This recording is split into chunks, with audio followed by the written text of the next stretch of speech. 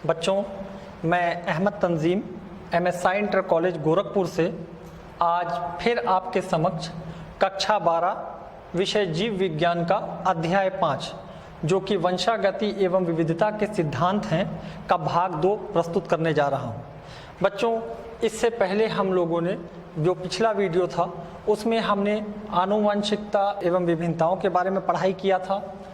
साथ ही साथ हमने मेंडल के वंशागति के नियम देखे थे जो कि बहुत ही प्रमुख नियम हैं और जेनेटिक्स यानी आनुवंशिकी के आधार माने जाते हैं। वंशागति के नियम में हमने 3 नियम देखा था। पहला नियम प्रभाविता का नियम था, जिसमें हमने देखा था कि मेंडल ने बताया था कि हर लक्षण के 2 अलील होते हैं और उन दोनों अलील में एक अलील प्रभावी होता है, एक अलील ताकतवर होता है, प्रभावी होता है और एक अलील अप्रभावी होता है। जिस अलील का असर F1 पीढ़ी में सामने आएगा वो अलील प्रभावी होगा और जिसका असर F1 में छुप जाएगा वो अप्रभावी होगा। मेंडल के द्वितीय नियम, दूसरे नियम यानी लॉ ऑफ सेग्रीगेशन पृथक्करण के नियम में हमने अलील के अलग होने को देखा था। हमने देखा था कि हर लक्षण के 2 अलील और दोनों अलग अलग विपर्यासी लक्षणों को रिप्रेजेंट करते हैं और जब ये दोनों अलील संकर के अंदर एक साथ आते हैं तो एक साथ रहने के बाद भी ये मिश्रित नहीं होते हैं और जब अलग होने का समय आता है तो एक दूसरे से पूर्ण रूप से अलग हो जाते हैं। इस नियम को हमने पृथक्करण का नियम कहा था। मेंडल का तीसरा नियम, उसमें हमने देखा था कि जब एक से ज़्यादा लक्षण एक पीढ़ी से दूसरे पीढ़ी में जाते हैं तो वो एक दूसरे के ऊपर प्रभाव नहीं डालते हैं और अगली पीढ़ी में जा कर के जो पॉसिबल जीनोटाइप या फिनोटाइप बन सकते हैं उसको वो बनाते हैं। तो बच्चों, ये जो मेंडल की जेनेटिक्स है, मेंडेलियन जेनेटिक्स, ये आज मॉडर्न जेनेटिक्स का आधार है। साथ ही साथ आज जेनेटिक्स का उपयोग चिकित्सा के क्षेत्र में, कृषि के क्षेत्र में या अन्य क्षेत्रों में जैसे प्रौद्योगिकी वगैरह के क्षेत्रों में बहुत हो रहा है।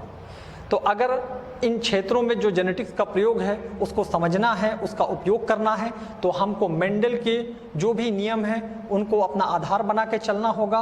और ये मेंडल के नियम बहुत ही इम्पॉर्टेंट, बहुत ही प्रमुख नियम हैं, परंतु ये सर्वमान नहीं है, इनके भी अपवाद मौजूद हैं। तो आज के इस वीडियो में हम मेंडल के वंशागति के नियम से जो विचलन है उसको देखेंगे, यानी उन अपवादों को देखेंगे जो अपवाद मेंडल के नियम जहां फॉलो नहीं होते हैं।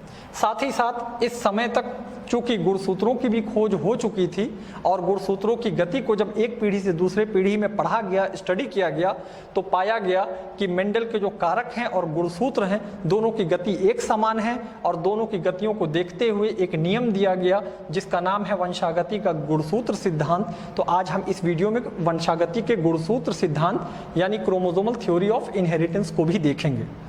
तो बच्चों, यहाँ ये वीडियो हमारा आज का इन 2 टॉपिक के ऊपर है। तो आइए इस वीडियो को शुरू करते हैं। सबसे पहले हम बात करते हैं मेंडल के नियम से विचलन की, यानी जो मेंडल के 3 नियम हैं हम अब वो केस देखने जा रहे हैं जिसमें वो नियम फॉलो नहीं होंगे या उसमें कुछ ना कुछ चेंजेस होंगे। मेंडल के नियम से विचलन में हमको अपूर्ण प्रभाविता यानी इनकम्प्लीट डोमिनेंस देखना होगा। नाम से ही कुछ ना कुछ अंदाजा लग जा रहा है, इनकम्प्लीट डोमिनेंस। दूसरा, हमको सह प्रभाविता यानी को डोमिनेंस देखना है। बहु प्रभाविता यानी प्लियोट्रॉपी देखना है और बहुजीनी लक्षण यानी पॉलीजेनिक ट्रेट देखने। तो आइए बच्चों, हम सबसे पहले अपूर्ण प्रभाविता को देखते हैं, इनकम्प्लीट डोमिनेंस। बच्चों, आपको याद होगा मेंडल का पहला नियम जिसको प्रभाविता का नियम कहते हैं। प्रभाविता के नियम में मेंडल ने बताया था कि हर लक्षण के 2 अलील होते हैं और उन दोनों अलील में एक अलील प्रभावी होता है और एक अप्रभावी होता है। प्रभावी वह अलील है जिसका असर F1 पीढ़ी में सामने आ जाएगा और अप्रभावी वह है जिसका असर F1 में छुप जाएगा।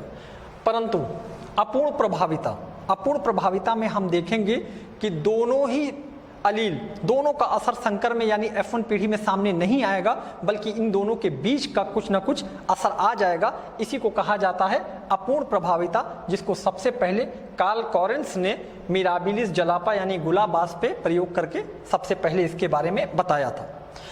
तो अपूर्ण प्रभाविता क्या कहता है? इस नियम के अनुसार जब एक जोड़ी तुलनात्मक लक्षणों वाले 2 शुद्ध पौधों के बीच संकरण कराया जाता है तो प्रथम संतति पीढ़ी में F1 में प्रभावी लक्षण का प्रदर्शन नहीं होता है, जबकि मेंडल ने बताया था कि F1 पीढ़ी में प्रभावी का लक्षण आएगा। लेकिन यहाँ पे प्रभावी लक्षण का प्रदर्शन नहीं होता है, बल्कि दोनों तुलनात्मक लक्षणों के बीच का लक्षण प्रदर्शित होता है। इस नियम को कहा जाता है अपूर्ण प्रभाविता। इसको समझने के लिए हम कार्ल कोरेंस के गुलाबास के प्रयोग को देखते हैं। कार्ल कोरेंस ने गुलाबास में एक लक्षण को चुना, पुष्प का रंग, और उन्होंने पाया कि इसमें दो प्रकार के अलील हैं, कैपिटल आर अलील जो पुष्प को लाल बना रहा है और स्मॉल आर अलील जो पुष्प को सफेद बना रहा है। जनक पीढ़ी में जब शुद्ध लाल पौधे लिए गए तो इनके अंदर अलील कैपिटल आर होगा, मगर चूंकि ये द्विगुणित हैं, डिप्लॉयड हैं, तो इनके अंदर ये जोड़े में होगा। साथ ही शुद्ध सफेद पुष्प जिसके अंदर स्मॉल आर अलील है और ये भी जोड़े में होगा। शुद्ध लाल पुष्प से कैपिटल आर अलील बना और शुद्ध सफेद पुष्प से स्मॉल आर अलील बना। और जब दोनों अलील एक साथ संकर में आ गए तो संकर में अगर यहाँ प्रभाविता का नियम लागू होता तो यहाँ पे इस पुष्प को लाल हो जाना चाहिए था, परंतु ऐसा नहीं आया। ना तो इस पूर्वज का असर सामने आया, ना तो उस पूर्वज का असर सामने आया, बल्कि दोनों के बीच का असर सामने आया। यानी ये पुष्प गुलाबी पुष्प हुआ, मगर ये संकर था। इसका मतलब कि यहाँ मेंडल का प्रथम नियम लागू नहीं हो रहा है और ये मेंडल के नियम से पहला विचलन है। जब इस संकर गुलाबी पौधे में युग्मक बनने का समय आया तो इसमें दो प्रकार के युग्मक बने। चूंकि इसके अंदर दोनों प्रकार के अलील हैं तो कैपिटल आर युग्मक और स्मॉल आर युग्मक। और जब इनको F2 पीढ़ी में इनका स्वपरागण कराकर इनका जीनोटाइप रेशियो और फिनोटाइप रेशियो चेक किया गया तो जीनोटाइप अनुपात तो इनका 1:2:1 का आया, परंतु जब फिनोटाइप अनुपात देखते हैं तो फिनोटाइप अनुपात हमको यहाँ 1:2:1 यानी एक लाल पुष्प, एक और दो गुलाबी पुष्प और एक सफेद पुष्प मिलता है। और मेंडल के पृथक प्रभाविता के नियम में जो अनुपात आया था वो 3:1 का था। तो ये मेंडल के नियम से पहला विचलन है जिसको अपूर्ण प्रभाविता कहा जाता है। और अपूर्ण प्रभाविता में दोनों अलील में से कोई भी अलील अभिव्यक्त नहीं होता है, बल्कि उनके बीच का लक्षण सामने आता है। इसी से मिलता जुलता एक और डेविएशन है मेंडल का जिसको सह प्रभाविता या कोडोमिनेंस कहा जाता है। सह प्रभाविता यानी दोनों अलील अपने आप को अभिव्यक्त करेंगे।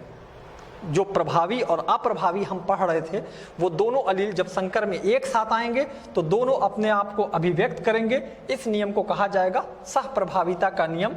यानी सह प्रभाविता का नियम कह रहा है कि F1 पीढ़ी की संकर संतान में, संकर जिसके अंदर दोनों अलील मौजूद हैं, यदि किसी जीन के दोनों अलील समान रूप से साथ साथ अभिव्यक्त होते हैं, दोनों अलील अभिव्यक्त होंगे। जबकि मेंडल के प्रथम नियम में बताया गया है कि केवल एक अलील जो प्रभावी होगा वो अभिव्यक्त होगा, परंतु यहाँ पर दोनों अलील अभिव्यक्त होते हैं तो इनकी वंशागति को सह प्रभाविता या कोडोमिनेंस कहा जाएगा और तथा दोनों अलील को सह प्रभावी अलील कहा जाएगा। इसके उदाहरण को इसको समझने के लिए हम एक उदाहरण लेते हैं मवेशियों में त्वचा के बालों का रंग। मवेशी जैसे गाय, बैल, बकरी, इनमें त्वचा के जो बाल हैं ये बाल आपने देखे भी होंगे, ये या तो लाल रंग के होते हैं या सफ़ेद रंग के होते हैं। और जब इस प्रयोग में मवेशियों में त्वचा के बालों के रंग को लक्षण के रूप में चुना जाता है तो इसमें दो प्रकार के अलील हैं। एक अलील है R1 जो त्वचा के बालों को लाल बना रहा है और एक अलील है R2 जो त्वचा के बालों को सफ़ेद बना रहा है। जब इसके एक जीनी वंशागति को देखते हैं तो हम लाल बाल वाला मवेशी लेते हैं, शुद्ध लाल बाल वाला मवेशी और शुद्ध सफ़ेद बाल वाला मवेशी।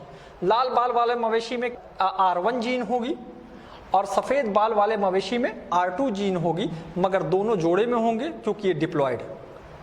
लाल बाल वाले मवेशी में जब युग्मक बनेगा तो युग्मक केवल एक प्रकार का होगा, R1 युग्मक जिसके अंदर R1 एलील होगा, और सफ़ेद बाल वाले मवेशी में R2 टाइप का युग्मक बनेगा जिसके अंदर केवल R2 एलील मौजूद होगा। जब इनका संकरण कराया गया तो संकरण कराने पे दोनों अलील साथ आ गए। संकर में दोनों अलील अब साथ हैं और अगर यहाँ प्रभाविता का नियम लागू होता तो यहाँ पर लाल बाल आना चाहिए था, परंतु ऐसा नहीं हुआ। यहाँ जो मवेशी पाए गए उनके शरीर पर लाल बाल भी पाए गए और सफ़ेद बाल भी पाए गए। इस कंडीशन को कहा जाता है सीतारूढ़, यानी सीतारूढ़ बाल वाले मवेशी पाए गए। तो यहाँ हमने देखा कि एक लक्षण के दो अलील और दोनों अलील संकर में आके अभिव्यक्त हो रहे हैं, दोनों अपने आप को एक्सप्रेस कर रहे हैं, इस नियम को कहा जाता है कोडोमिनेंस या सहप्रभाविता। जब इसमें युग्मक बनने का समय आया, यानी F1 संकर में जब युग्मक बनेगा तो दो प्रकार का युग्मक बनेगा, R1 और R2। और जब इसको हम पुनेट स्क्वायर बना के इनका जीनोटाइप और फिनोटाइप पढ़ते हैं तो हम देखते हैं फिर इनका फिनोटाइप अनुपात मेंडल के नियम से विचलन कर रहा है। मेंडल के नियम में जो फिनोटाइप अनुपात आया था वो 3 और 1 का था, परंतु यहाँ पर 1, 2 और 1 का अनुपात आ रहा है। फिनोटाइप अनुपात यानी 1 लाल बाल, 2 सीतारूढ़ और 1 सफेद बाल। तो यहाँ पे जो फिनोटाइप अनुपात है वो 1, 2, 1 का है, जबकि मेंडल के प्रथम नियम में अनुपात एक जीन की वंशागति में 3 और 1 का आया था। जीनोटाइप अनुपात समान है 1, 2 और 1 का, यानी जीन को अगर देखा जाए तो R1 वाली केवल एक जीन है, R1 वाली 2 जीन है और R2 वाली 1 जीन है। तो इस प्रकार जब दोनों अलील संकर में जाके अपने आप को अभिव्यक्त करें, एक्सप्रेस करें, तो इस कंडीशन को कहा जाता है कोडोमिनेंस या सहप्रभाविता। सहप्रभाविता का एक बहुत ही इंपॉर्टेंट एग्जाम्पल, उदाहरण मनुष्यों में भी पाया जाता है, वो है हमारा रुधिर वर्ग। तो आइए इस उदाहरण को भी देखते हैं कि ये रुधिर वर्ग हमारा किस प्रकार सहप्रभाविता का उदाहरण है, और साथ ही साथ ये बहुविकल्पीय अलील यानी मल्टी एलीलिज्म का भी एक बढ़िया एग्जाम्पल है। मनुष्यों में जब रुधिर वर्ग की बात करते हैं तो मनुष्यों की जनसंख्या में 4 प्रकार के रुधिर वर्ग पाए जाते हैं, ए वर्ग, बी वर्ग, AB वर्ग और O वर्ग। इन 4 रुधिर वर्गों का निर्धारण 3 प्रकार के अलील से होता है, IA अलील, IB अलील और स्मॉल I अलील, जिसमें IA और IB ये प्रभावी अलील हैं और स्मॉल I अप्रभावी अलील। चूंकि अभी तक मेंडल के नियम में हमने देखा कि हर लक्षण के लिए 2 अलील होते हैं, परंतु यहाँ हम देख रहे हैं कि रुधिर वर्ग लक्षण और इसके लिए 2 से अधिक अलील हैं। तो जब कभी 2 से अधिक अलील किसी लक्षण के लिए मौजूद होते हैं तो ऐसे एलील्स को बहुविकल्पी एलील्स कहा जाता है, यानी एक ही लक्षण के निर्धारण के लिए 2 से अधिक अलील या युग्म विकल्पी का पाया जाना बहुविकल्पता कहलाता है, मल्टी एलीलिज्म कहलाता है, तथा ऐसे एलील्स को बहुविकल्पी एलील्स कहा जाएगा। यानी IA, IB और स्मॉल I ये बहुविकल्पी एलील्स कहलाएंगे। अब सवाल ये आता है कि आखिर ये 3 अलील किस प्रकार इन 4 वर्गों का निर्धारण करते हैं। तो आइए इसको समझने के लिए हम ये देखते हैं कि ये अलील करते क्या हैं। ये अलील हमारे RBC लाल रुधिर कणिकाओं की प्लाज्मा झिल्ली पर एक प्रोटीन यानी एंटीजन का निर्माण कराते हैं। IA अलील प्रतिजिन A यानी एंटीजन A बनाएगा, IB अलील प्रतिजिन B बनाता है और स्मॉल I अलील प्रतिजन कोई भी प्रतिजन नहीं बनाता है। और ये जो प्रतिजन है ये हमारे RBC यानी लाल रुधिर कणिकाओं की प्लाज्मा झिल्ली के ऊपर पाए जाते हैं। जिस व्यक्ति के ऊपर प्रतिजन, जिस व्यक्ति के प्लाज्मा झिल्ली के ऊपर प्रतिजन A पाया जाएगा उसका रुधिर वर्ग A कहलाएगा। जिस व्यक्ति के RBC के प्लाज्मा झिल्ली पर B प्रतिजन पाया जाएगा, एंटीजन पाया जाएगा, उसके रुधिर वर्ग को B कहा जाएगा। और जिसके RBC के सरफेस पे A और B दोनों प्रकार का एंटीजन पाया जाएगा उसको AB रुधिर वर्ग कहा जाएगा। और जिसके RBC के सरफेस पे यानी उसकी प्लाज्मा झिल्ली पे कोई भी प्रतिजन नहीं पाया जाएगा तो उस ब्लड ग्रुप को कहा जाएगा O ग्रुप।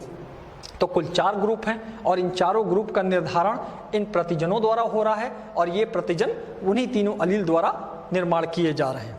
अब अगर हम इनके जीनोटाइप देखते हैं, क्योंकि हर प्रोटीन का संश्लेषण कोई ना कोई जीन की वजह से होता है, तो अगर इनके जीनोटाइप को देखते हैं तो IA हमको मालूम है कि IA अलील प्रतिजन A बना रहा है। तो IA अलील जब एक साथ होंगे तो ये प्रतिजन A का निर्माण करेंगे और व्यक्ति का ब्लड ग्रुप A होगा। इसी प्रकार IA और स्मॉल I जब एक साथ होंगे तो हमको मालूम है कि IA प्रभावी है और स्मॉल I अप्रभावी है। तो इस केस में भी ये प्रतिजन A का निर्माण करेंगे और इसका ब्लड ग्रुप A होगा। इसी प्रकार जब IB अलील ये साथ होंगे तो ये भी B एंटीजन का निर्माण करेंगे और ब्लड ग्रुप B कहलाएगा। और जब आई बी और स्मॉल आई एक साथ होंगे तो चूंकि आई बी प्रभावी है तो इसका असर सामने आएगा और ये प्रतिजन बी बनाएगा और रुधिर वर्ग बी कहलाएगा। परंतु जब आई ए और आई बी अलील दोनों एक साथ आ गए तो यहाँ पर प्रभाविता का नियम लागू नहीं होगा। यहाँ पर अब दोनों प्रभावी होंगे, दोनों अपना असर दिखाएंगे और ऐसे केस में आई ए अपना प्रतिजन बनाएगा जो ए है और आई बी अपना प्रतिजन बनाएगा जो बी है, तो इस व्यक्ति का ब्लड ग्रुप ए बी होगा और यही है सह प्रभाविता। यानी अगली पीढ़ी में, यानी दोनों अलील जब साथ आ रहे हैं तो दोनों अलील साथ आके दोनों अभिव्यक्त हो रहे हैं, इस नियम को कहा जाता है कोडोमिनेंस। और चौथा ब्लड ग्रुप, अगर दोनों अप्रभावी अलील एक साथ आ जाएं, स्मॉल आई एक साथ आ जाएं, तो हमको मालूम है ये कोई प्रतिजन नहीं बनाते हैं। तो चूंकि ये कोई प्रतिजन नहीं बनाते हैं तो लाल रुधिर कणिकाओं के ऊपर कोई प्रतिजन मौजूद नहीं होगा और जब प्रतिजन नहीं होगा तो इस ब्लड ग्रुप को कहा जाएगा ओ ग्रुप। ये बच्चों दूसरा एग्जाम्पल था मेंडल के नियम से विचलन का। आइए इस मानव रुधिर वर्ग पर एक छोटा सा उदाहरण भी देख लेते हैं। जब ए रुधिर वर्ग के लिए विषम युग्मजी पुरुष, विषम युग्मजी ए रुधिर वर्ग है मगर ये विषम युग्मजी, यानी इसके अंदर जो एलील्स हैं दोनों अलील एक समान नहीं है, अलग अलग, आई ए और स्मॉल आई का विवाह बी रुधिर वर्ग के लिए विषम युग्मजी स्त्री, रुधिर वर्ग स्त्री का कौन सा है बी, और विषम युग्मजी हेट्रोजाइगस यानी आई बी और स्मॉल आई विवाह होता है, तो इनकी संतान में रुधिर वर्ग की वंशागति निम्न प्रकार से होगी। आइए इसको देखा जाए।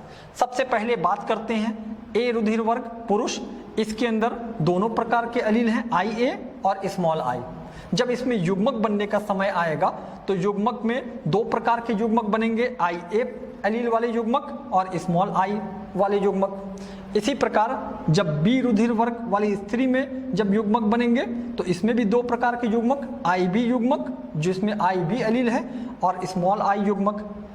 जब इसमें सारे पॉसिबल जीनोटाइप और फिनोटाइप को पढ़ा जाएगा तो इनका जो भी पॉसिबल कॉम्बिनेशन बन सकता है, आई ए का आई बी के साथ, आई ए का स्मॉल आई के साथ, स्मॉल आई का आई बी के साथ, स्मॉल आई का स्मॉल आई के साथ। तो जब इनका F1 पीढ़ी में इनका कॉम्बिनेशन चेक किया गया तो पाया गया कि आई ए आई बी जब एक साथ आए तो ए ने अपना असर दिखाया, बी ने भी अपना असर दिखाया क्योंकि ये कोडोमिनेंस है और ऐसे व्यक्ति का ब्लड ग्रुप होगा ए बी। इसी प्रकार जब आई ए स्मॉल आई के साथ आया तो चूंकि आई ए प्रभावी था तो इसमें प्रतिजन ए बना और इस व्यक्ति का रुधिर वर्ग होगा ए। आई बी आई के साथ आया तो जब आई बी आई के साथ आएगा, चूंकि आई बी प्रभावी है तो यह बी प्रतिजन का निर्माण करेगा और इस व्यक्ति का रुधिर वर्ग होगा बी। और जब दोनों स्मॉल आई यानी दोनों अप्रभावी एलील एक साथ आ गए तो अब ये कोई प्रतिजन का निर्माण नहीं करेंगे और इस व्यक्ति का रुधिर वर्ग होगा ओ। यानी इनके बच्चों में चारों प्रकार के वर्ग के पाए जाने की संभावना लगभग बराबर है, 25-25% की संभावना मौजूद है। तो बच्चों ये हमारा दूसरा उदाहरण था जो हमारा कोडोमिनेंस के ऊपर था। अब हम चलते हैं बहुप्रभाविता यानी प्लियोट्रॉपी पे।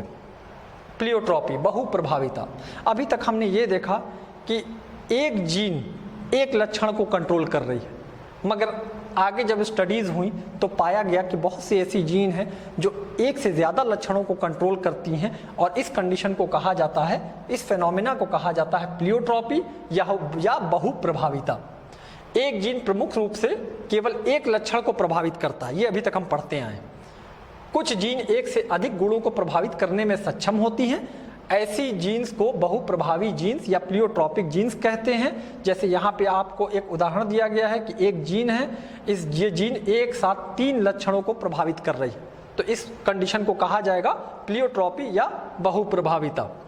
उदाहरण के लिए सिकल सेल एनीमिया यानी हसियाकार कोशिका जीन द्वारा हसियाकार कोशिका अरक्ता। होता क्या है, हसियाकार कोशिका की जीन जिस व्यक्ति में हेट्रोजाइगस कंडीशन में पाई जाएगी तो उस व्यक्ति के जो आरबीसी हैं, आधे आरबीसी उनके हसिया यानी सिक्कल शेप में हो जाएंगे और जब ये सिकल शेप में होंगे तो इस व्यक्ति को जो बीमारी होगी वो बीमारी कहलाएगी सिकल सेल एनीमिया। यानी जो आरबीसी हैं, आधा आरबीसी वो हसिया के रूप में होगा और सिकल शेप में होगा और आधे आरबीसी नॉर्मल होंगे। परंतु इस वजह से जो मलेरिया का पैरासाइट है, प्रोटोजोआ है, वो इनके ब्लड में नहीं पनप पाएगा और ऐसे व्यक्ति मलेरिया रोग के लिए प्रतिरोधक होंगे, उनको मलेरिया की बीमारी नहीं होगी। तो यहाँ हमने देखा कि सिकल सेल एनीमिया की जीन जिस व्यक्ति में मौजूद है तो इसका जो प्राइमरी लक्षण है, प्रमुख लक्षण है, वो लक्षण सिकल सेल एनीमिया है। और साथ ही साथ ये जो इसका द्वितीय लक्षण है, सेकेंडरी लक्षण जो इसका है, वो मलेरिया रोग प्रतिरोधकता। तो इस कंडीशन को कहा जाएगा बहुप्रभाविता, जब एक जीन एक से अधिक लक्षणों को कंट्रोल करती है। इसी प्रकार इसी से मिलता जुलता एक और उदाहरण है बहुजीनी लक्षण। बच्चों, कुछ लक्षणों का नियंत्रण कई जीनों के जोड़ों द्वारा होता है। अभी तक हमने ये देखा कि एक जीन का जोड़ा एक लक्षण को निर्धारित कर रहा है, परंतु अब यहाँ हम देखेंगे कि एक से अधिक जीनों के जोड़े केवल एक लक्षणों को निर्धारित करेंगे और इस नियम को कहा जाएगा बहुजीनी लक्षण। प्रत्येक जीन का प्रभाव अल्पतया समान होगा, यानी जितनी भी जीन प्रभाव डाल रही हैं, कंट्रोल कर रही हैं लक्षण को, उनका प्रभाव समान होगा और साथ ही साथ इनका प्रभाव एडिटिव होगा, यानी जिस प्रकार प्रभावी जीनें बढ़ती चली जाएंगी उस प्रकार प्रभाव भी बढ़ता चला जाएगा। उदाहरण के लिए अगर इनके जीनोटाइप में एक प्रभावी जीन है तो उसका प्रभाव थोड़ा होगा, अगर वही प्रभावी जीनों की संख्या 2 हो गई तो इसका प्रभाव उससे अधिक होगा, अगर प्रभावी जीनों की संख्या 3 हो गई तो उसका प्रभाव और अधिक होगा। और इसी प्रकार जैसे जैसे प्रभावी जीनों की संख्या बढ़ती जाएगी उसी प्रकार इनका प्रभाव बढ़ता चला जाएगा। और ऐसे जीनों को मल्टीपल फैक्टर या बहुकारक कहा जाएगा या बहुजीन कहा जाएगा और ऐसे लक्षणों को बहुजीनी लक्षण कहते हैं। आइए इसमें का भी एक उदाहरण देखते हैं जो नीलसन अहले ने 1908 में अध्ययन किया था। इन्होंने गेहूं में अष्टरंग का अध्ययन किया था। गेहूं में अष्टरंग को जब देखा जाएगा तो इसमें 2 जीन हैं, 2 अलग अलग जीन, और ये दोनों जीन इसी कैरेक्टर को कंट्रोल कर रही हैं, गेहूं में अष्टरंग को कंट्रोल कर रही हैं। जीन 1 के 2 अलील हैं, एक R1 और एक R2, जिसमें एक प्रभावी और एक अप्रभावी। जीन 2 के भी 2 अलील हैं, R1 R2 और स्मॉल r2, जिसमें एक प्रभावी और एक अप्रभावी है। जब हम इनके जीनोटाइप को देखते हैं तो अगर चारों अलील, दोनों जीनों के चारों अलील अगर प्रभावी हैं तो बीज का रंग गहरा लाल होगा। जब चारों अलील में से 3 अलील प्रभावी हो और एक अप्रभावी हो तो बीज का रंग कुछ हल्का लाल होगा। इसी प्रकार जब प्रभावी की संख्या घटती जाएगी, यानी अब केवल 2 प्रभावी हैं, तो बीज का रंग मध्यस्थ लाल हो गया। और जब प्रभावी की संख्या केवल 1 हो गई तो बीज का रंग बहुत हल्का लाल होगा। और जब एक भी प्रभावी नहीं है बल्कि सारे अलील अप्रभावी हैं तो बीज का रंग सफेद होगा। इसका एक उदाहरण हम यहाँ देखते हैं। यहाँ पे चारों प्रभावी अलील, तो जब चारों प्रभावी अलील तो रंग गहरा लाल, रेड कर्नल। जब चारों अप्रभावी अलील, चारों अप्रभावी, तो इसका रंग सफेद। और जब इसको क्रॉस कराया गया और क्रॉस कराने के बाद F2 पीढ़ी में इसको पुनेट स्क्वायर के माध्यम से जीनोटाइप और फिनोटाइप को स्टडी किया गया तो पाया गया कि जिस जीव के अंदर 4 प्रभावी जीन मौजूद थे उनका रंग गहरा लाल था, चारों प्रभावी। जिस जीन के अंदर 3 प्रभावी थे तो उनका असर कुछ हल्का लाल था, 3 प्रभावी। इसी प्रकार जिनके अंदर 2 प्रभावी जीन मौजूद हैं उनका रंग, 2 प्रभावी जीन, उनका रंग मध्यस्थ लाल। और जैसे जैसे प्रभावी जीनों की संख्या घटती जा रही है इनका रंग भी हल्का होता चला जा रहा है। और जब कोई भी प्रभावी जीन मौजूद नहीं है तो इसका रंग सफेद पाया गया। तो इस उदाहरण को कहा जाता है पॉलीजेनिक ट्रेट या बहुजीनी लक्षण। बच्चों, यहाँ तक आते आते हमने अलग अलग तरह के मेंडल के विचलन देखे और मेंडल के विचलन की स्टडीज़ मेंडल के नियमों के बाद हुई है। और उसके बाद फिर गुणसूत्रों की खोज भी हो चुकी थी। और चूंकि गुणसूत्रों की खोज हुई और गुणसूत्रों की जब गति को स्टडी किया गया एक पीढ़ी से दूसरे पीढ़ी तक, तो पाया गया कि गुणसूत्र और मेंडल के जो जीन्स है, कारक, जिनको कारक कहा गया था, उनकी गति भी एक समान है। तो उसको लेकर एक नियम दिया गया, जिस नियम को कहा जाता है वंशागति का गुणसूत्र सिद्धांत, यानी chromosomal theory of inheritance. Mendel ने जो लक्षणों की विविक्त इकाइयों को बताया था, जो डिस्क्रीट फैक्टर्स को बताया था, उनको फैक्टर्स कहा था। उन्होंने कहा था कुछ फैक्टर होते हैं जो लक्षणों को कंट्रोल करते हैं। बाद में कोशिका के केंद्रक में एक संरचना की खोज हुई जिसको गुणसूत्र कहा गया। जब गुणसूत्र की गति को एक पीढ़ी से दूसरे पीढ़ी में स्टडी किया गया तो पाया गया कि इनके एक पीढ़ी से दूसरे पीढ़ी में जाना और मेंडल के कारकों का एक पीढ़ी से दूसरे पीढ़ी में जाना एक समान होता है। उदाहरण के लिए आइए हम एक जीन की वंशागति को स्टडी करते हैं और दोनों को व्यवहार को मिला के देखते हैं कि कैसे ये एक इनका प्रदर्शन एक समान है। मेंडल के कारक जोड़े में रहते हैं, देखिए जोड़े में है, जोड़े में क्रोमोसोम्स जोड़े में है, ये भी जोड़े में, एक पॉइंट। दूसरा, जब युग्मक बनेगा मेंडल के नियम में, आपको याद होगा हमने पिछले वीडियो में पढ़ा था, जब युग्मक बनेंगे तो दोनों एलील में से केवल एक ही एलील पहुंचता है। इसी प्रकार जब यहाँ पे भी युग्मक बनेंगे तो केवल दोनों जोड़े में से एक ही क्रोमोसोम युग्मक में पहुंचेगा। और साथ ही साथ अगली पीढ़ी में एक फैक्टर पिता से और एक फैक्टर माता से आ रहा है और संकर में एक साथ आ जा रहा है। इसी प्रकार क्रोमोसोम में भी एक क्रोमोसोम पिता से और एक क्रोमोसोम माता से एक साथ आ जा रहा है। जब इसी वंशागति को हम दो जीन के हिसाब से तुलना करेंगे, यानी स्वतंत्र अपयूहन के हिसाब से तुलना करेंगे, तो मेंडल के केस में हमने स्वतंत्र अपयूहन में देखा था कि जब दो या दो से अधिक लक्षण एक पीढ़ी से दूसरे पीढ़ी में जाते हैं तो एक दूसरे पे असर नहीं डालते हैं। इसी प्रकार जब क्रोमोसोम भी दो अलग अलग जोड़े क्रोमोसोम एक पीढ़ी से दूसरे पीढ़ी में जाएंगे तो ये भी एक दूसरे पे असर नहीं डालेंगे। तो कुल मिलाकर यहाँ तक जो मेंडल के कारक हैं और जो क्रोमोसोम है, दोनों में जो समानताएं दिखाई गई हैं वो समानताएं इस प्रकार हैं। यानी क्रोमोसोम जोड़े में रहते हैं, जीन ये भी जोड़े में देखा गया। साथ ही युग्मक जनन के दौरान, यानी जब युग्मक बनेगा तो क्रोमोसोम में से भी एक क्रोमोसोम जा रहा है और युग्मक जनन के दौरान कारक में से भी एक कारक युग्मक में जा रहा है और अलग अलग जोड़े एक दूसरे से स्वतंत्र विसंयोजित होते हैं। हमने देखा था कि क्रोमोसोम भी एक दूसरे से अलग होते समय प्रभाव एक दूसरे पे नहीं डाल रहे हैं और मेंडल के कारक जो हैं, जो इनके लक्षण हैं, वो भी एक दूसरे पे असर नहीं डालते हैं। तो इन दोनों के समानताओं को देखते हुए ये सिद्ध होता है।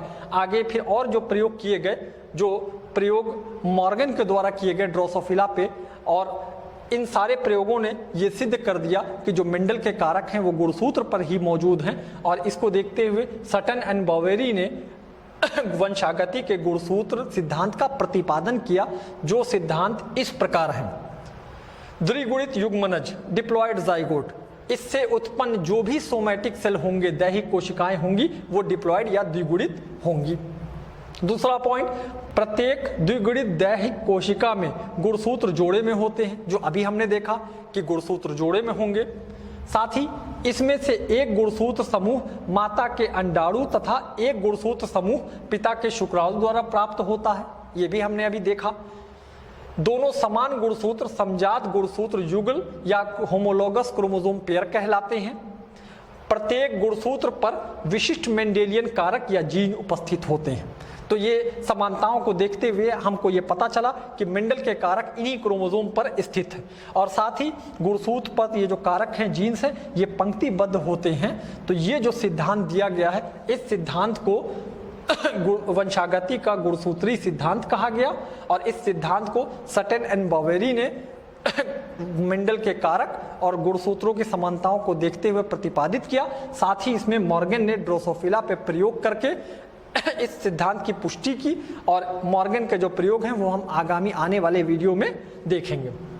तो बच्चों, ये आज के वीडियो के सारे पार्ट्स यहाँ ख़त्म होते हैं और मुझे उम्मीद है कि आपको समझ में आया होगा। इसलिए मैं आपको एक अभ्यास करने के लिए कार्य दे रहा हूँ। अगर आप इसको कर लेते हैं, इसका मतलब आपको ये टॉपिक समझ में आ गया है। और अगर आप इसको नहीं कर पाते हैं तो दोबारा एक बार इस वीडियो को देखिएगा और जल्द ही हम अपने आगामी आने वाले वीडियोस में इन टॉपिकों को, जो संलग्नता एवं जीन विनिमय, पुनर्योजन तथा क्रोमोसोमल मैप और साथ ही लिंग निर्धारण, जल्द ही आपके सामने ये भी वीडियो आने वाला है। तो आज आप इन टॉपिक को अच्छे से पढ़िए और इस अभ्यास कार्य को कीजिए, और इस अभ्यास कार्य को करने में अगर आप इसको कर लेते हैं तो उम्मीद है कि आपको ये समझ में आ गया। धन्यवाद।